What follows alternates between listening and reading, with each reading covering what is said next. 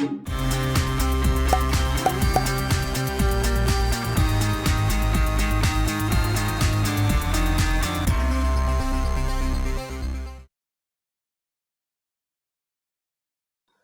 है आप सभी का इस कार्यक्रम में। कार्यक्रम के इस एपिसोड में हम बात करेंगे एक बार फिर से अयोध्या की, क्योंकि इस वक्त ये विषय बहुत ज्यादा सभी लोगों के लिए जिज्ञासा का कारण बना हुआ है और सभी लोग इस विषय को की गहराई तक जाना चाहते हैं, सब कुछ जानना चाहते हैं। हाल ही में कुछ ऐसी घटनाएं हुई हैं जिसको लेकर बौद्ध समाज में थोड़ी सी निराशा नजर आती है, क्योंकि जब लॉकडाउन शुरू हुआ था कोरोना के उस काल में और वहां पर खुदाई शुरू हुई थी अयोध्या में, जहां पर राम मंदिर का निर्माण होना है, वहां बहुत सारे बौद्ध कालीन अवशेष नजर आए और उसी दौरान एक आंदोलन चल पड़ा था कि इस स्थान को जो है वो बौद्ध स्मारक के रूप में विकसित किया जाए। बहुत सारे कुछ भंते लोगों ने मिलकर यह आंदोलन चलाया,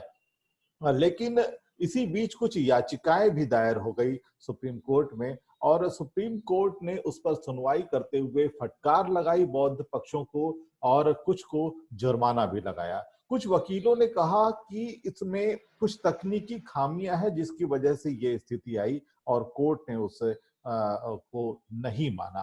तो वो कौन सी तकनीकी खामियां थी उस पर वकीलों ने काफी बार अपनी बात कही है, लेकिन हम कहाँ चूक गए और क्यों ये आंदोलन की आवश्यकता पड़ी और आज हमारे जो भंतेगण है वो क्या समझते हैं इस बारे में और क्या उनकी आगे की रूपरेखा होगी, इस पर हम बातचीत करेंगे। हमारे साथ भदंत आनंद है, आप सभी जानते हैं, आप इस नाम से भरपूर परिचित हैं। हम उनसे बात करेंगे इस कार्यक्रम में और इस कार्यक्रम में हम इस वक्त उनसे जुड़ते हैं सीधे, जो इस वक्त दिल्ली में है। भदंत, आपका बहुत बहुत स्वागत है इस कार्यक्रम में।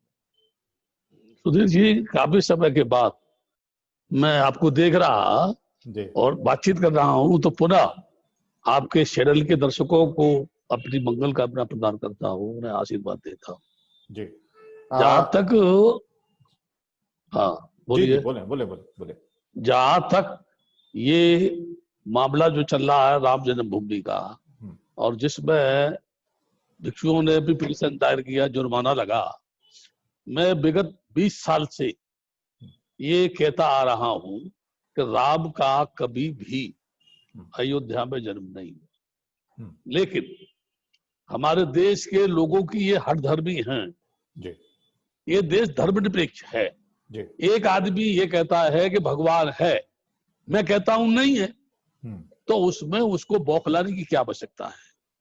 जब मैं उसकी बात को शांति से सुन रहा हूं तो उसे भी शांति से सुनना चाहिए जी। मेरा प्रश्न ये है, राम जन्मभूमि मंदिर के निर्माण में भूमि को समतल करते समय, खुदाई होते समय जो अवशेष निकल रहे हैं वो बौद्धों के हैं। तो मैं पूरे देश के लोगों से ये जानना चाहता हूं कि जब वहां बौद्धों के अवशेष निकल रहे हैं और वो राम जन्मभूमि है, तो राम के जन्म काल से लेके उनके मृत्यु काल तक एक भी अवशेष तो वहां निकलना चाहिए। यदि नहीं निकल रहा है तो फिर हर धर्मी से ये कहना कि ये राम जन्मभूमि है। पहला प्रश्न ये। दूसरा प्रश्न मेरा ये है, राम एक पहेली है जी, मेरा ऐसा मानना है, बल्कि मेरा ऐसा मानना नहीं है। बोधसत्व बाबा साहब डॉक्टर अंबेडकर ने रामकृष्ण पहेली लिखा किताब, बहुत बड़ा बवाल हुआ देश में, जो उन्होंने कल्पना का पात्र माना। हमारे देश में ललई सिंह पेरियर, अर्जक संघ का बहुत बड़ा विद्वान था, बहुत बड़ा क्रांतिकारी था। पहले वो मिलिट्री में रहे, बाद में वो सामाजिक यानी कार्य करने के लिए समर्पित हो गए। उन्होंने एक किताब लिखी सच्ची रामायण, एक लिखी उन्होंने रामायण की कुंजी। उसको भारत सरकार ने नहीं, हमारे देश के उत्तर प्रदेश की जो उच्च अदालत है उसने उसको जब्त करने की कोशिश की, लेकिन हर बार वो निचले कोर्ट से लेकर के सुप्रीम कोर्ट तक जीता और उन्होंने सिद्ध ये किया कि राम नाम की बात करना मात्र एक कल्पना है, धोखा है, बेईमानी है, हठधर्मी है, बदमाशी है, कोई ऐतिहासिक दस्तावेज नहीं है, कोई ऐतिहासिक प्रूफ नहीं है, कोई ऐतिहासिक सबूत नहीं है। उसके बावजूद भी लाल कृष्ण आडवाणी ने अपनी रथ यात्रा के माध्यम से देश में एक ऐसा माहौल बनाया कि ये राम जन्मभूमि है, राम जन्मभूमि है, राम जन्मभूमि है, और कालांतर में उसको तोड़ दिया गया। अब यह प्रश्न ये पैदा होता है, एक तरफ सुप्रीम कोर्ट में यह फैसला दिया गया ललई सिंह यादव की पुस्तक पर कि राम नाम का व्यक्ति यहां पैदा नहीं हुआ, और दूसरी तरफ रामलला को वो जमीन दे दी गई। तो मैं तो उच्चतम न्यायालय के जजों की भाषा परिभाषा को नहीं जानता, एक बौद्ध भिक्षु हूं, कानून से मेरा कोई वास्ता नहीं है, और ना ही मैं उनके किसी आदेश पर टिप्पणी कर रहा, लेकिन मैं इतना जरूर कह सकता हूं कि एक ही बात को जज दो बार कैसे कह सकते हैं। एक बार कह रहे राम नहीं है, एक बार कह रहे कि रामलला को जमीन दे दी गई। यह तीसरा प्रश्न मेरा ये है, जब से ये केस चला और जब से लेकर के जजमेंट की अंतिम तारीख तक क्या रामलला एक बार भी अदालत में आए? क्या रामलला के नाम से कोई नोटिस दिया गया? क्या रामलला ने कभी सुनवाई के समय अपने आर्गुमेंट किए? क्या रामलला ने कभी कोई उसका जवाब दिया? तो फिर मैं ये जानना चाहता हूं कि उस जगह पर पूरा देश ये जानता है रामलला स्थापित किए गए, फिर उनके पूजा स्थल का ताला लगाया गया, फिर उस पूजा स्थल का ताला खोला गया। तो मेरा प्रश्न ये है, अंग्रेजों के जमाने में एजिट रखने की जब बात थी तो फैसला था Who is the real owner of this land? तो अदालत ने ये कहा था, सुप्रीम कोर्ट के जजों ने कहा था, मेरी भाषा नहीं है ये, कि यहाँ अदालतों में फैसले दस्तावेजों के आधार पर होते हैं, भावनाओं के आधार पर नहीं होते हैं। मैं समझता हूं हमारे देश की सरकार ने एक ऐसा माहौल क्रिएट किया, लोगों को भयभीत किया, लोगों में भय पैदा किया, डराया लोगों को कि एक भी आदमी इस संबंध में बोलेगा देशद्रोही होगा, वो जेल जाएगा। लोग शांत रहे और फैसला भावनाओं के आधार पर दे दिया गया। तब मैं देश के लोगों से ये जानना चाहता हूं, लोगों को स्वयं समझना चाहिए, कृष्ण भूमि भी आज खोदी जाए तो वहां भी कृष्ण का अवशेष नहीं मिलता, बुद्ध का अवशेष मिलता है। और मेरा चैलेंज है, ये बुद्ध भूमि जहां पुष्पमित्र शुंग ने बृहदत्त राजा की हत्या करने के बाद भारत की धरती पर बौद्ध धर्म को नष्ट कर ब्राह्मण संस्कृति को स्थापित करने का जो प्रयास किया, जिसमें जब से लेके अब तक जो भी लोग एड़ी चेटी का जोड़ लगाए हैं, हमारी सरकार है, आरएसएस है, वो जो कह रहे हैं कि हम हिंदू गणराज्य पैदा करेंगे, मैं ये कह सकता हूं आज तक वो अपने इस कार्यक्रम में सफल नहीं हुए। और आज भी देश का प्रधानमंत्री जब विदेशों में जाता है तो वो ये कहता है मैं बुद्ध की भूमि से आया हूं, यानी प्रधानमंत्री जी भी स्वीकार करते हैं कि मैं बुद्ध की भूमि से आया हूं। और आदित्यनाथ योगी भी अगर कोई विदेशी आता है तो बुद्ध की प्रतिमा उसको भेंट करते हैं। फिर मेरी समझ में ये नहीं आता कि जो लोग ये कहते हैं कि मैं बुद्ध की धरती से आया हूं, वही फिर ये कहते हैं कि हम हिंदू गणराज्य स्थापित करेंगे। पहले मुझे कोई ये बताए, ये हिंदू शब्द क्या वेदों में है, पुराण में है, उपनिषद में है, गीता में है, भागवत में है, कहीं है? तो कोई भी देश का मनीषी, ब्राह्मणी संस्कृति का मानने वाला या जगत गुरु शंकराचार्य पहले ये बताए ये हिंदू शब्द आया कहां से? जी जी जी। तो वाकई इसलिए मैं ये कह सकता हूं, इसलिए मैं ये कह रहा हूं, मृणाल माता जिसने बौद्ध भिक्षुओं के लिए 6 वरदान भगवान बुद्ध से मांगे थे, अश्वघोष वो काव्य का बहुत बड़ा कवि वही का रहने वाला था। साकेत एक नगरी थी। श्रावस्ती नरेश ने जब गौ हत्या पर या जानवरों पर उन्होंने उनका जो हत्या करने पर प्रतिबंध लगाया तो वो अवध हो गया जहां किसी का वध नहीं हो। कालांतर में अपभ्रंश भाषा के द्वारा फिर वही अयोध्या हो गया जहां कोई योद्धा नहीं हो। तब प्रश्न ये है, मदन तारण कौशल्या ने किताब लिखी, उन्होंने लिखा राम की कहानी राम की जवानी। मेरी बात तो नहीं है, कौशल्या की बात है। सुरेंद्र अज्ञात जिन्होंने लिखा हिंदू हारों की दास्तान, तुलसी हिंदू धर्म के पथ भ्रष्ट, ये उनकी लिखी हुई किताब है। क्या इनमें दम है देश के नेताओं में या जगत गुरु शंकराचार्यों में? उन किताबों को जब्त कराने की जो है। हकीकत ये है, तानाशाही से, दादागिरी से इनके अब्बा, इनके पिताजी, उनके पिताजी आज तक बौद्ध धर्म को नष्ट नहीं कर सके, तो अब ये क्या करेंगे। दूसरा, डॉक्टर अंबेडकर ने जो भारतीय संविधान की रचना की, उसमें धम्म चक्र का होना जी, उसमें सम्राट अशोक की मुद्रा का होना, इस बात का प्रतीक है कि इनको हजम नहीं हो रहा है। वो सीधा सीधा संविधान के ऊपर प्रहार नहीं कर सकते हैं। इसीलिए राम मंदिर के निर्माण के माध्यम से लोगों को ये मैसेज देना चाहते हैं, ये है वो राम का भव्य मंदिर जिसके लिए हमें इतने बरस तक इंतजार करना पड़ा। लेकिन मैं कह रहा हूं इस बात को, बहुत जल्द ही, अभी ये लॉकडाउन लगा है, बहुत जल्द ही भिक्षुओं की मीटिंग करके एक प्रस्ताव पारित करने वाला हूं बहुत जल्दी, कि भारत की धरती पर जितने भी पुराने मंदिर हैं उनको बुद्ध विहार को तोड़ करके बनाया गया है। इसलिए हम ये मांग करेंगे, ये सारे के सारे मंदिर बुद्ध विहार है और इनको ये सरकार के नुमाइंदे, देश के ब्राह्मण संस्कृति के मानने वाले लोग ईमानदारी से बौद्धों को प्रदान करें। नहीं तो हम ये कहेंगे, बेईमानो, जब तुम अपने घर को किसी को छोड़ने को तैयार नहीं हो तो ईमानदारी से जिनके घरों में तुम घुसे हो तुम उसे वापस कर दो, नहीं तो दुनिया के लोग तुमको थूकेंगे। अच्छा, एक बात, काफी लंबे समय से एक आंदोलन चला हुआ है जो बौद्ध गया का है ना, जिस पर बहुत शुरुआत से ही जो है वो उन लोगों का कब्जा है उसकी मैनेजमेंट कमेटी में जो लोग बौद्ध नहीं है, या यूं कहें कि अम्बेडकराइज्ड बहुत बौद्ध नहीं है। तो क्या इस पर कुछ आगे बढ़ी है बात, या अभी भी वो मामला पूरी तरह से लटका हुआ है? और क्यों आपको लगता है कि क्यों उस पर बात नहीं हो पा रही? क्या उसमें भी कहीं पर सही ढंग से दस्तावेज प्रस्तुत नहीं किए जा सके हैं अभी तक?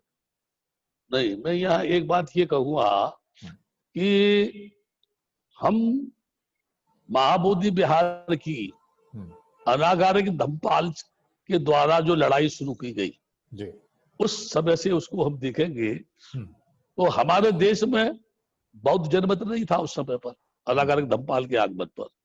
और जो कुछ था वो पूर्वी, यानी जैसे अरुणाचल, मिजोरम, आसाम, त्रिपुरा, है ना, उस साइड में है।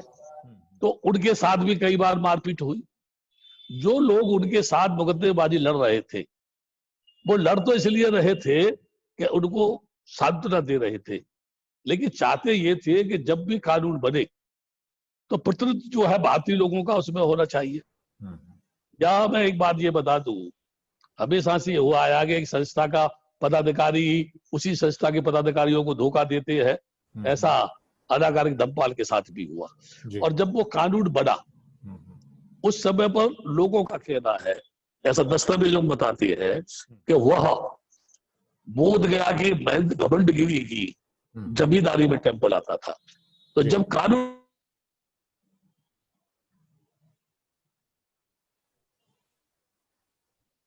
सदस्य रहेगा, 3 हिंदू रहेंगे, कोई भी डीएम गया का ब्राह्मण या अन्य कम्युनिटी का होगा, बौद्ध या मुसलमान या उसको छोड़कर केवल हिंदू ही अगर कोई होगा वही उसका डीएम होगा, और 4 उसके अंदर बुद्धिस्ट होंगे।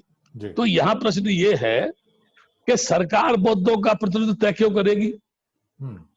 सरकार को क्या मालूम है कि कौन बुद्धिस्ट कौन नॉन बुद्धिस्ट है ना? सरकार तो अपने उन लोगों को चुनेगी उस मैनेजमेंट कमेटी के अनुसार जो सरकार की बात को फॉलो करते हो या सरकार को मानते हो। इसीलिए जो भी कमेटियां बनी वो कमेटी बनी जो सरकार को फॉलो करती रही, सरकार की बात को मानती रही। बाद में 98 में पहली बार एक बुद्धिस्ट सेक्रेटरी बना अम्बेडकराइट भदंत प्रज्ञाशी, और वो जब बना तो उसके द्वारा, उस समय में मेंबर था उसमें, उसके द्वारा जो कार्य किए गए या उसका जीर्णोद्धार किया गया टेम्पल का, यानी इतने वर्षों के बाद जीर्णोद्धार जो हुआ वो बुद्धिस्ट भदंत प्रज्ञाशील के काल में हुआ।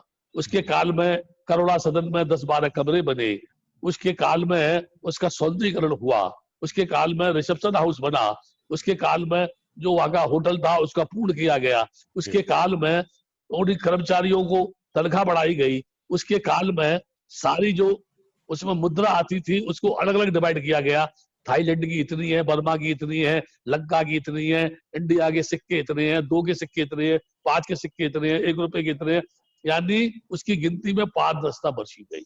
लेकिन यहाँ एक मेरा प्रश्न है देश के उन नेताओं से, सरकार के नुमाइंदों से, 20-20 वर्ष, 12-12 वर्ष, 26-26 वर्ष, और अभी तो वर्तमान में मैं समझता हूं 12-14 वर्ष होने को आ रही है, एक ही सेक्रेटरी इतने वर्षों से दोरजू साहब उस पर है।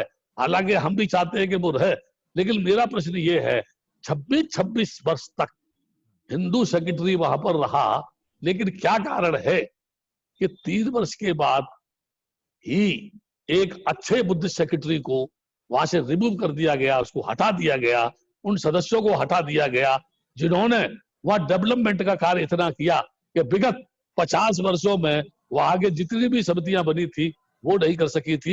ये भी एक महत्वपूर्ण कारण है।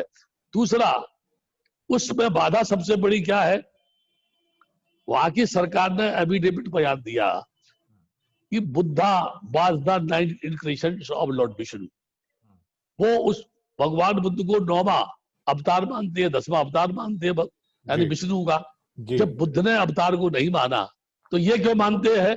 मुझे ये लगता है हमारे देश के ब्राह्मणों के बाप दादे के पास काल्पनिक कोई ऐसा दस्तावेज है या ऐसी कोई जमींदारी है या अंग्रेजों की इनके द्वारा उनकी की गई सेवा के उपलक्ष्य में कोई दी गई ऐसी जो है, यानी कहनी चाहिए कोई ऐसी पदवी है कि ये जी चाहे जिसको अवतारी घोषित कर देते हैं, ये जी चाहे जिसको परमपिता घोषित कर देते हैं, ये जी चाहे जिसको राष्ट्र संत घोषित कर देते हैं। और सबसे बड़ी मजाक की बात तो ये है, जब जब बोध गया का चाहे मसला हो, चाहे जो है राम मंदिर का मसला हो, जितनी भी डिबेट हुई है या होती रही है, एक बार भी किसी भी डिबेट में किसी भी बौद्ध भिक्षु को आमंत्रित नहीं किया गया। क्यों? इसलिए मैं ये कह सकता हूं कि ये राम जन्मभूमि ही नहीं, ये तो अब ये कहने लगे हैं कि ताजमहल भी एक मंदिर था। ये कल कुछ भी कहेंगे, ये तो जो है।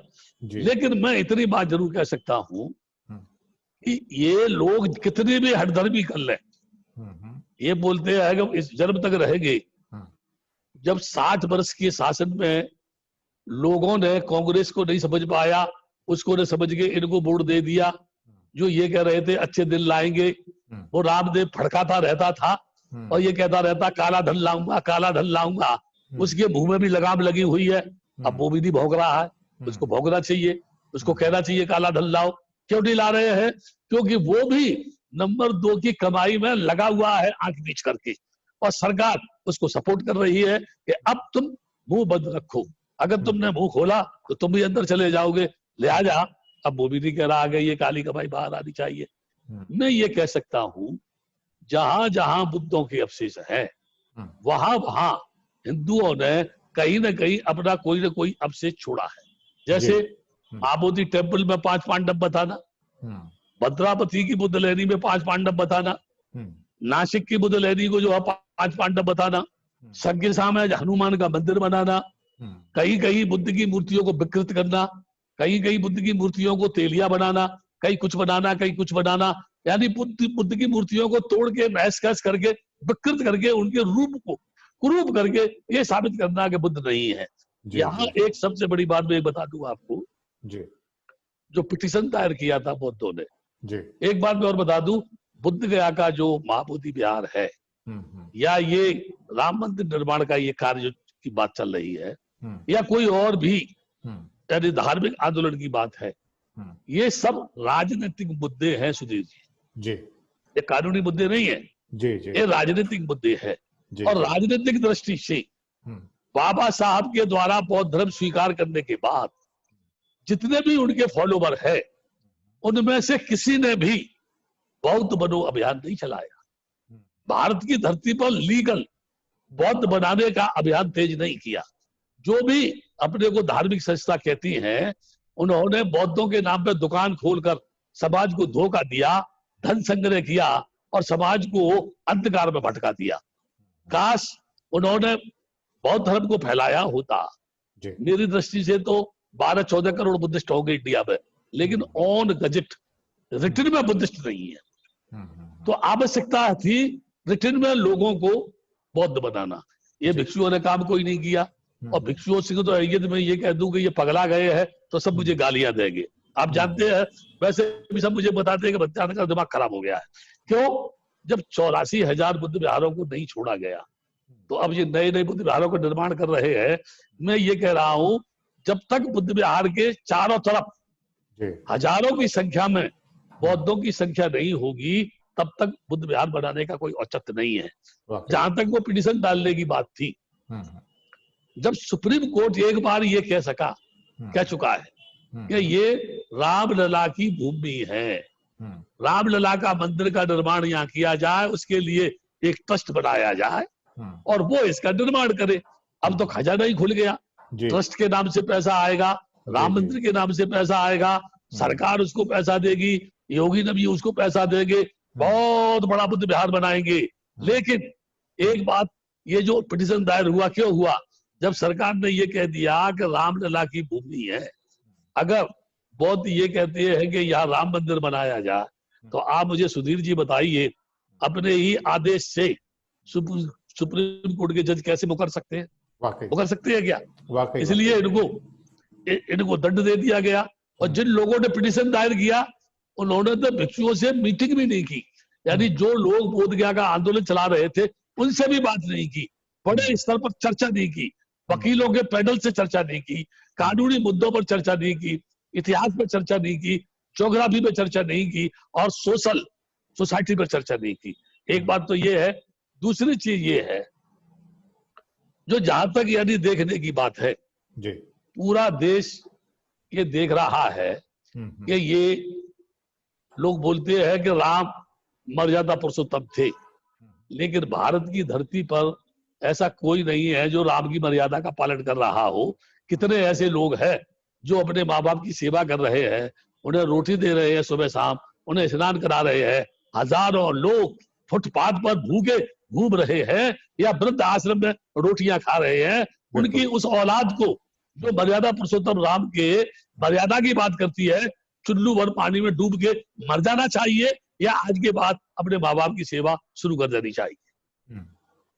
जी, तो एक तो बात यहाँ पर निकल कर आती है कि वहां जो दावा पेश किया गया वो एक तो उस फुल प्रूफ नहीं था।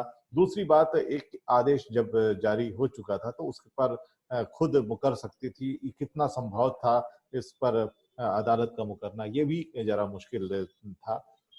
खैर, लेकिन फिर भी क्या आपको नहीं लगता कि एक संगठित आंदोलन की हमेशा से कमी रही है, चाहे वो बुद्ध के आंदोलन को लेकर चले या तमाम जो मंदिरों में तमाम जो बुद्ध विहार खत्म करके मंदिर बना दिए गए, या फिर बहुत सारी बुद्ध मूर्तियां जो है जिन्हें बदल दिया गया और वहां पर किसी को देवी किसी को कुछ बना दिया गया, तो क्या आपको नहीं लगता कि एक संगठित आंदोलन पूरे देश में एक बार फिर से शुरू करने की आवश्यकता है और समझबूझ के साथ में शुरू करने की आवश्यकता है, और कम से कम लोगों में इस समझ को जागृत करने की आवश्यकता है? क्या आपको लगता है कि क्या केवल सड़क के आंदोलन से ये संभव है या आम लोगों में जागरूकता के साथ ये संभव हो पाएगा?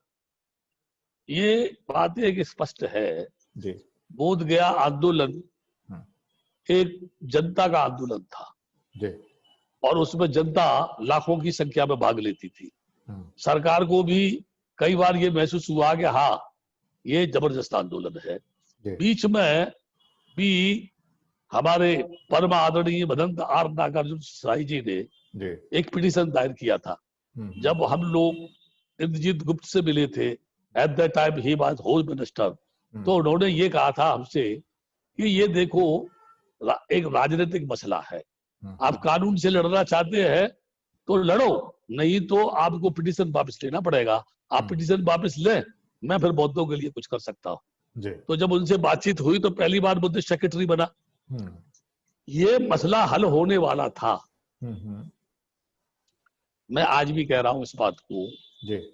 नीतीश कुमार जो मुख्यमंत्री है बिहार प्रदेश के, उनसे हमारी मुलाकात बात हुई, हालांकि बहुत जबरदस्त झड़प हुई हमारी उससे। और उस समय भैया खैरगर भी मौजूद थे। जब झड़प हुई, उनके पीए जो थे सोनामने वो भी मौजूद थे, गवई साहब के। तो बोले आप बोलते ज्यादा है। हमने बोला कि बोलते तो आप भी ज्यादा है, अगर आप ज्यादा नहीं बोलेंगे तो चुन के कैसे आएंगे? ये नेता जितने भौंकते फिरते हैं, अगर भौंकेंगे नहीं तो फिर इनको वोट कैसे मिलेगा? इसलिए आप मुझसे कह रहे हैं कि आप बोलते ज्यादा है। अरे मैं बोलूंगा तुम सुनो, क्योंकि मैं धर्मगुरु हूं, तुम धर्मगुरु नहीं हो। तुम 5 साल के बाद तुम्हारी सत्ता आता जाएगी, मैं तो आजीवन बहुत भिक्षु हूं। तो मैं उपदेश करूंगा, तुम्हारे बाद कोई दूसरा आएगा, उसको उपदेश करूंगा और निरंतर मैं संघर्ष करूंगा। बीच में उनका एक ऑफर आया कि हम आपकी बात से सहमत है और मेजॉरिटी हम बौद्धों को देना चाहते हैं, यानी उसमें 4 हिंदू 4 बौद्ध है और डीएम कोई भी है।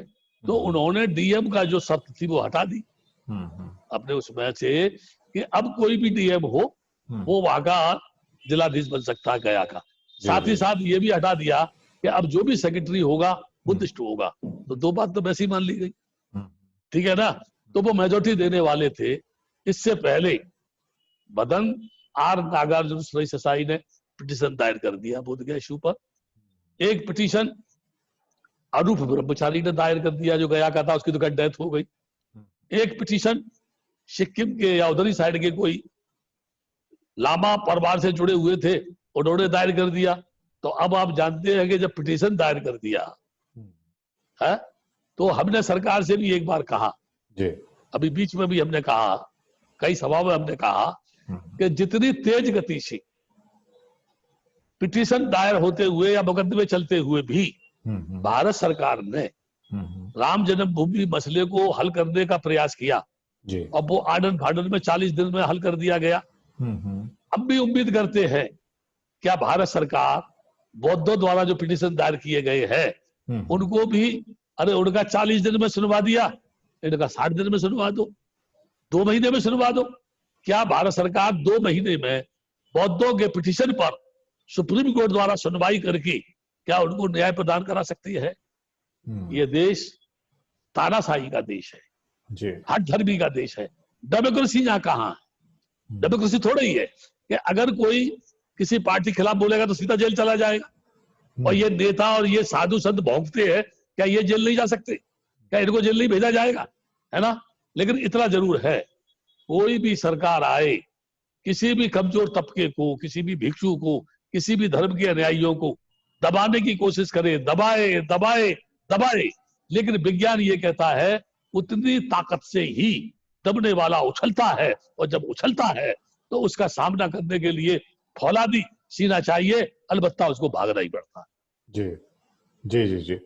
तो जैसा मेरा सवाल था कि क्या एक बार कुछ इस प्रकार का जन आंदोलन कुछ छिड़ेगा जिसमें बहुत सारे जो विहार क्या नहीं सुधीर जी, तो इस संबंध में सिर्फ मैं यही कहूँगा कि बोध सत्य बाबा साहब डॉक्टर अम्बेडकर के बाद जितने भी हमारे देश में लीडर हुए, उन्होंने अपनी अपनी कॉन्स्टिट्यूंसी के लोगों के डेवलपमेंट के लिए, विकास के लिए, शिक्षा के लिए, आर्थिक उन्नति के लिए, सामाजिक समानता के लिए, सामाजिक स्तर पर समाज आगे मार्ग पर लाने के लिए कोई काम न करके केवल अपना और अपनी कुर्सी बचाए रखने का काम किया और धन संग्रह करके अपने आप को संपन्न किया।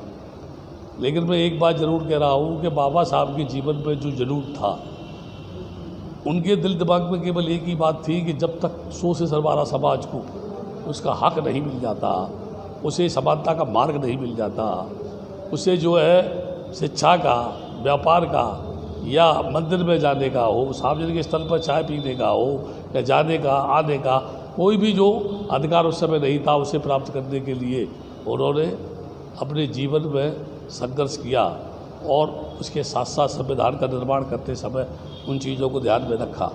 आज आवश्यकता है कि मैं बाबा साहब के या बौद्ध धर्म के मानने वाले समस्त उपासक उपासिकाओं के साथ साथ भिक्षुओं से कहूँगा कि ज़रूरत है एक बौद्ध बनो अभियान चलाने की, कि हम लोगों को कानूनी दृष्टि से उन्हें बौद्ध बनाए और सभी लोग एक साथ जुड़कर अपने मतभेदों को भुलाकर, चाहे आप किसी पार्टी में है, चाहे आपकी कोई संस्था है, चाहे भिक्षु कोई संस्था है, लेकिन भारत के 100 से सरबारा समाज के मौलिक अधिकार के लिए जिनकी नौकरियां जा रही हैं, शिक्षा के दरवाजे बंद होने जा रहे हैं, मंदिरों में आज भी लोगों को नहीं घुसने दिया जा रहा है। इन समस्त बातों के लिए जनमानस को एकत्र कर आओ हम सब मिलकर अनवरत इस भारत की धरती पर संघर्ष करें। और जब तक लोगों को खुशहाली का वातावरण नहीं मिल जाता, जब तक लोगों के मौलिक अधिकार लोगों को प्राप्त नहीं हो जाते, जब तक लोगों की खुशहाली जीवन में लौट के नहीं आ जाती, जब तक लोगों की बेरोजगारी की समस्या हल नहीं हो जाती, जब तक ये लोग जो देश को बेचने का काम कर रहे हैं, जब तक ये लोग इससे बाज नहीं आ जाते, तब तक हम सतत अपने संघर्ष को जारी रखें। और चाहे संघर्ष में करते करते हमारी मृत्यु क्यों न हो जाए, क्योंकि बुद्ध ने कहा है एक बार जन्म लिया दूसरी बार मरना है और कोई कार्य नहीं होना है। इसलिए आओ देश की खुशहाली के लिए, भूखे नंगे लोगों की विकास के लिए और बेरोजगार लोगों की रोजगारी के लिए यदि एक पल हमको मरना भी पड़ा तो खुशहाली से मौत को स्वीकार करें, लेकिन पीछे नहीं हटे। तभी हम एक ऐसे देश का निर्माण कर सकते हैं जहाँ कोई भेदभाव नहीं हो, जहाँ कहीं ऊंच नीच नहीं हो, जहाँ कहीं जुल्म नहीं हो, जहाँ कहीं अत्याचार नहीं हो, जहाँ सभी को समान जीने का अधिकार हो, समान सांस लेने का अधिकार हो। तभी निश्चित रूप से इस भारत की धरती पर लोकतंत्र की स्थापना होगी। इसी के साथ आप सभी का जय मंगल हो, आप सभी सुखी रहे, ऐसा मैं आप सभी को शुभकामना प्रदान करता हूँ।